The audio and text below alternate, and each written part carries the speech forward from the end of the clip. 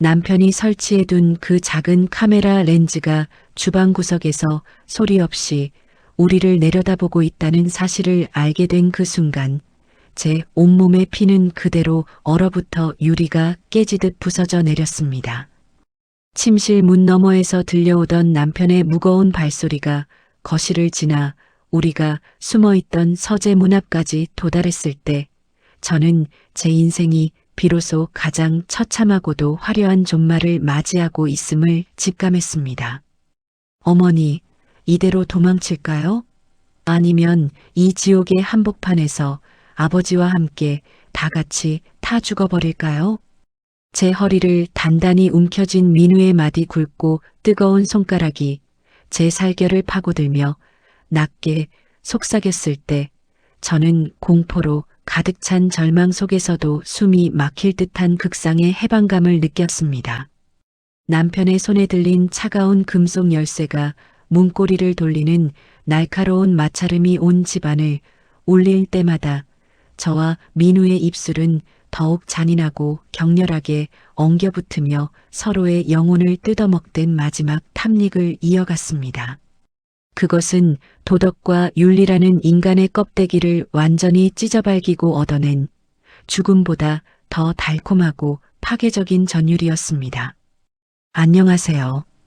올해로 53이 된 남들이 보기엔 세상 부러울 것 없는 부유한 집안의 안주인이자 동시에 제 의부사들과의 금지된 사랑에 영혼을 팔아버린 낙인 찍힌 여자입니다.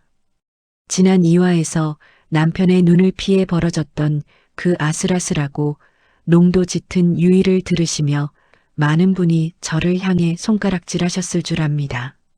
자식의 탈을 쓴 사내와 남편의 집에서 정사를 나누는 저라는 여자는 윤리라는 잣대로 보면 당장 돌을 맞아 죽어도 마땅할 죄인일 테니까요. 오늘 들려드릴 이야기는 이 위태롭던 비밀의 연극이 마침내 최악의 파국을 향해 치닫는 그 잔인하고도 충격적인 마지막 결말의 기록입니다. 숨막히는 의심의 덫 속에서 저와 민우가 내린 최종 결단이 어떤 피해 대가를 치르게 될지 이 비극의 마지막 관객이 되어 끝까지 지켜봐 주십시오. 영상이 시작되기 전 구독과 좋아요는 고독한 감옥에 갇힌 제 마지막 고백을 세상에 전하는 유일한 통로가 됩니다. 자, 그럼 제 삶을 송두리째 뒤흔든 그 마지막 폭풍의 서막을 시작하겠습니다. 비서가 다녀간 그 아슬아슬했던 오후 이후로 우리 집안을 감도는 공기는 더 이상 단순한 냉기가 아니라 숨을 쉴 때마다 폐부를 찌르는 날카로운 유리 파편처럼 변해갔습니다. 남편의 눈빛은 이전의 무관심하고 건조했던 태도에서 벗어나 제 일거수일투족을 집요하게 쫓는 맹수의 안광처럼 굶주려 있었죠. 외출해서 돌아올 때마다 제 옷가지의 냄새를 맡거나 제 휴대폰의 잠금 장치를 유심히 들여다보는 그의 서늘한 행동들은 저를 극도의 노이로제 상태로 몰고 갔습니다. 당신 요즘 향수를 바꾼 거야? 아니면 집안에 내가 모르는 낯선 냄새가 배어 있는 건가? 어느 날 저녁 식탁 끝에 앉아 차갑게 식어버린 국을 수저로 뒤적거리던 남편이 나지막이 던진 그 한마디는 제 심장을 그대로 떨어뜨리기에 충분했습니다. 저는 겉으로는 태어난 척 환기가 잘 안 되어서 그런가 봐요 라고 답했지만 식탁 아래로 제 허벅지를 타고 올라오는 민우의 노골적인 발길질 때문에 온몸의 신경이 마비되는 것 같았습니다. 민우는 남편의 바로 옆자리에서 아무런 죄책감도 없다는 듯 다정한 아들의 미소를 지으며 남편의 잔에 술을 채우고 있었지만 제 치마 속을 파고드는 그의 거친 발가락은 제 예민한 살결을 짓누르며 지독한 흥분을 자아내고 있었습니다. 남편의 의심이라는 덫이 목을 조여올수록 우리 사이의 갈증은 오히려 기괴할 정도로 더 대담하고 폭발적으로 타올랐습니다. 낮 동안 남편이 출근하고 없는 거대한 저택은 오직 저와 민우 두 마리 짐승의 광포한 사냥터가 되었습니다. 거실 소파 위에서 남편의 사진이 뻔히 내려다보고 있는 부부 침대 위에서 우리는 내일이 없는 사람들처럼 서로의 옷을 찢어발기며 엉겨붙었습니다. 민우의 그 존재감이 제 몸 안으로 깊숙이 아주 천천히 파고들 때마다 저는 20년 동안 갇혀있던 가정부 같은 무채색의 삶에서 완전히 해방되는 황홀경을 맛보았습니다. 남편의 거칠고 낡은 채취와는 비교할 수조차 없는 갓 베어낸 숲풀처럼 싱그럽고도 압도적인 젊음의 향취가 제 온몸을 지배할 때 저는 거울 속에서 완전히 타락해버린 제 자신을 보며 눈물을 흘리면서도 그 축축하고 뜨거운 결합을 멈출 수 없었습니다. 하지만 민우의 소유욕은 날이 갈수록 광기로 변해갔습니다. 남편이 제 손을 잡거나 제 어깨를 주무를 때면 민우는 문틈 사이로 핏발선 눈을 한 채 우리를 노려보았고, 밤중에 제가 남편의 방으로 들어갈 때면 제 손목을 낚아채며 자신의 방 침대로 저를 거칠게 던져버리곤 했습니다.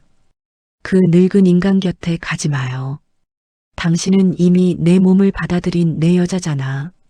민우의 그 오만하고도 치명적인 속삭임은 제 이성을 완전히 마비시키는 달콤한 독약이었습니다. 저는 이제 남편에 대한 배신감보다는 민우라는 거대한 존재를 잃어버릴지도 모른다는 공포에 휩싸여 매일 밤을 하얗게 지새우기 시작했습니다. 죄책감과 욕망이 뇌 속에서 사정없이 충돌하며 제 인격을 두 개로 쪼개놓고 있었고, 우리는 그렇게 스스로가 판 무덤을 향해 한 걸음씩 걸어가고 있었습니다. 그리고 마침내 남편이 일주일간의 출장을 전면 취소하고 예고도 없이 집으로 들이닥친 그 피할 수 없는 운명의 밤이 찾아왔습니다. 남편이 안방에서 깊은 잠에 빠져 가쁜 숨소리를 내뿜던 그 숨막히는 자정의 시각, 저는 타들어 가는 목구멍의 갈증을 이기지 못하고 유령처럼 복도를 지나 어두운 주방으로 내려왔습니다. 얼음처럼 차가운 물을 들이켜며 가슴속에 화를 달래려던 그 순간, 등 뒤에서 거대하고 묵직한 그림자가 지독한 열기를 뿜어내며 제 시야를 완전히 가로막았습니다. 돌아볼 겨루도 없이 제 가느다란 허리를 부서뜨릴 듯 움켜쥐는 민우의 단단한 팔뚝은 이미 이성이 마비된 채 오직 본능적인 사냥만을 바라는 굶주린 맹수의 그것과 한치도 다르지 않았습니다. 어머니, 아버지가 옆방에 계시니 더 짜릿하지 않나요? 당신의 몸은 벌써 이렇게 나를 원해서 뜨겁게 달아오르고 있는데 언제까지 그 가식적인 성녀의 가면을 쓰고 계실 건가요? 그의 낮고 잔인한 속삭임이 제 귓가를 후벼 파며 뇌세포를 난도질했을 때 저는 비명 대신 짧고 신음 섞인 탄식을 내뱉으며 차가운 대리석 싱크대 위로 무너져 내렸습니다. 민우는 거친 손길로 제 실크 가운을 양옆으로 찢어발기듯 밀어내며 단 한 번도 남편에게는 허락되지 않았던 제 은밀한 살결 속으로 자신의 거친 손가락을 사정없이 집어넣었습니다. 얇은 천 조각이 힘없이 바닥으로 떨어지고 제 마지막 방어선이었던 속옷을 벗기다시피 끌어내리는 그의 손길 아래에서 저는 극도의 수치심과 함께 뇌가 녹아내리는 듯한 황홀한 해방감을 느꼈습니다. 그는 지체 없이 자신의 바지를 내리다시피 밀어 젖혔고 어둠 속에서도 형형하게 맥동하며 존재감을 과시하는 그의 거대하고 우람한 상징이 제 허벅지 사이에 닿았습니다. 남편의 낡고 시들어버린 그것과는 격이 다른 젊음과 야성이라는 무기로 터질 듯이 팽창한 그 경이로운 물건을 마주했을 때 저는 밀려오는 경외감에 온몸의 털이 곤두서는 전율을 경험했습니다. 민우는 제 둔부를 들어 올려 싱크대 위에 걸치게 한 뒤 단 한 치의 자비도 없이 제 안으로 깊숙이 아주 천천히 파고들기 시작했습니다. 메마른 대지가 갈라지듯 느껴지는 묵직한 통증과 함께 20년 동안 잊고 살았던 여자의 본능이 난폭하게 깨어나는 각성의 순간이었습니다. 더 깊숙이, 더 무겁게 제 안을 가득 채우며 사정없이 몰아치는 그의 격렬한 움직임에 맞춰 제 몸은 싱크대 위에서 사정없이 흔들리다 못해 바닥으로 튕겨나갈 것만 같았습니다. 옆방에 누워있는 남편에게 이 소리가 들릴지도 모른다는 극단적인 공포는 오히려 제 몸의 감각들을 칼날처럼 날카롭게 세워놓았고 저는 소리가 새어나가지 않게 민우의 탄탄한 어깨를 입술이 터지도록 깨물며 쏟아지는 황홀경의 파도 속으로 기꺼이 침몰해 갔습니다. 천장이 빙글빙글 돌고 온 우주가 민우의 거친 숨소리로 가득 차오던 그 쾌락의 정점에서 제 눈은 우연히 주방 구석, 커피 머신 뒤편의 어두운 틈새를 향하게 되었습니다. 그 순간 제 심장은 문자 그대로 멈춰버렸습니다. 어둠 속에서 아주 미세하게 하지만 명확하게 일정한 간격으로 깜빡이고 있는 핏빛의 작은 불빛, 그것은 남편이 우리의 일거수일투족을 감시하기 위해 은밀하게 설치해둔 초소형 카메라의 렌즈였습니다. 아, 남편이 다 보고 있었구나. 우리가 여기서 나누는 이 더럽고도 아름다운 정사를, 내 비명과 신음을 그 인간이 전부 지켜보고 있었구나. 머릿속이 하얗게 비워지며 미칠 것 같았다는 표현조차 부족할 만큼의 극심한 공포가 제 영혼을 난도질하기 시작했습니다. 당장이라도 민우를 밀어내고 이 자리를 도망쳐야 한다고 이성은 비명을 질렀지만 제 몸은 역설적이게도 그 파멸의 아포칼립스 앞에서 더욱 격렬하게 반응하며 민우의 허리를 감싸 안았습니다. 모든 것이 끝장났다는 절망감과 사회적 매장을 당할 것이라는 공포가 뇌를 지배하는 그 순간에도 제 다리 사이는 민우의 노골적인 자극에 반응하며 부끄러운 눈물을 흘리듯 축축하게 젖어들고 있었던 것입니다. 민우는 제 시선이 머문 곳을 알아차렸는지 낮게 킥킥거리며 제 목덜미를 더욱 잔인하게 물어뜯었습니다. 그는 카메라 렌즈를 똑바로 응시하며 오히려 보란 듯이 제 몸을 더 강하게 몰아붙이고 더 깊숙한 곳까지 자신의 존재감을 박아 넣었습니다. 어머니, 아버지가 보고 계시네요. 더 크게 소리내요. 우리가 얼마나 행복한지 저 인간도 똑똑히 알아야 하니까. 죄책감과 공포 그리고 거부할 수 없는 관능이 뇌 속에서 사정없이 충돌하며 제 인격은 완전히 두 개로 쪼개져 비명을 지르고 있었습니다. 남편에 대한 처절한 배신감과 두려움으로 눈물이 뺨을 타고 쉴 새 없이 흘러내렸지만 민우가 선사하는 그 악마 같은 황홀경은 저를 지옥의 가장 깊은 나락으로 유혹하며 절대로 그 손을 놓아주지 않았습니다. 붉게 깜빡이는 그 잔인한 렌즈의 불빛을 마주한 순간 제 안에서 무언가 거대하고 무거웠던 사슬이 완전히 끊어져 나가는 파열음이 들렸습니다. 그것은 평생 저를 죄인 채 숨통을 막아왔던 도덕이라는 이름의 사슬이자 부유하지만 차갑게 식어버린 이 저택의 안주인이라는 허울 좋은 가짜 껍데기였습니다. 남편이 모든 것을 지켜보고 있다는 공포는 순식간에 기묘한 해방감으로 치환되었고 저는 더 이상 숨을 곳도 숨어야 할 이유도 없다는 것을 온몸의 전율로 깨달았습니다. 민우는 제 떨리는 눈빛을 읽어내고는 오히려 그 가공할 만한 존재감을 제 안 깊숙한 곳에 강렬하게 박아 넣으며 제 숨소리를 완전히 집어삼켰습니다. 그의 마디 굵은 손가락이 제 땀에 젖은 머리카락을 부드럽게 쓸어 넘길 때 그의 눈동자 속에는 두려움 대신 저를 완전히 소유했다는 승리감과 확신이 형형하게 빛나고 있었습니다. 어머니, 아니 이제 나의 여자요. 저 카메라 너머의 인간은 결코 이 방으로 들어올 용기가 없는 겁쟁이입니다. 우리의 이 아름다운 정사를 지켜보며 혼자 피눈물을 흘릴 뿐이죠. 이제 선택해요. 이 숨막히는 감옥에서 평생 저 인간의 말라비틀어진 인형으로 썩어갈 것인지, 아니면 나와 함께 이 지옥의 문을 부수고 나가 새로운 세상을 가질 것인지.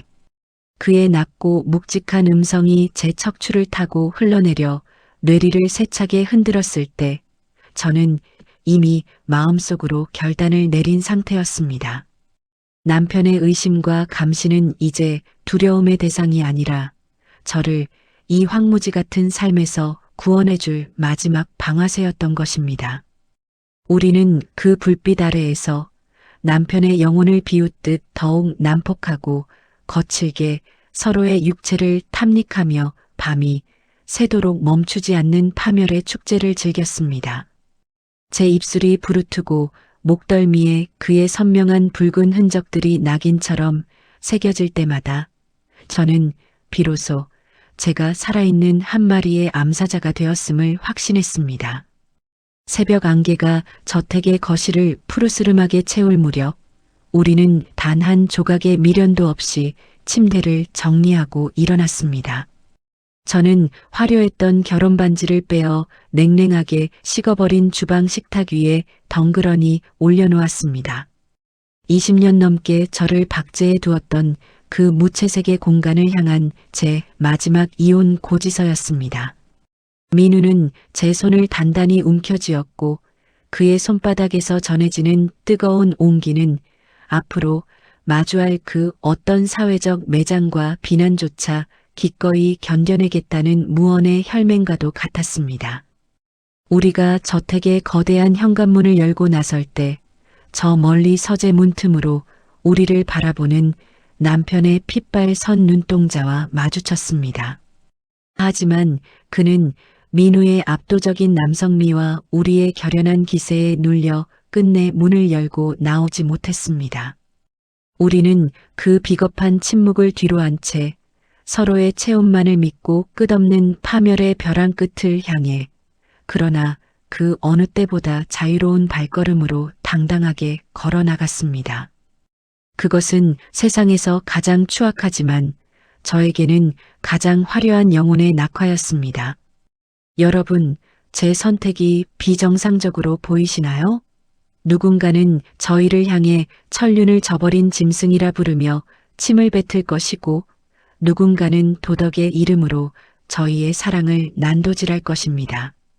하지만 평생을 얼어붙은 사막처럼 살아가던 한 여인에게 찾아온 이 치명적이고도 뜨거운 갈증이 과연 비난받아 마땅한 죄악이기만 한 걸까요? 모든 것을 잃고 사회적으로 매장당할 위험을 감수하면서도 의부사들의 손을 잡고 저택을 나선 저의 이 파격적인 선택에 대해 여러분은 어떻게 생각하십니까? 여러분이 만약 저의 상황이었다면 그 깜빡이는 감시 카메라의 불빛 앞에서 발걸음을 돌려 다시 무덤 같은 방으로 들어갔겠습니까? 아니면 저처럼 기꺼이 그 달콤한 지옥의 불길 속으로 몸을 던지셨겠습니까? 여러분의 솔직하고 가감없는 생각을 댓글로 남겨주십시오. 오늘 사연이 여러분의 심장을 뒤흔들었다면 구독과 좋아요를 눌러주세요. 끝까지 들어주셔서 감사합니다.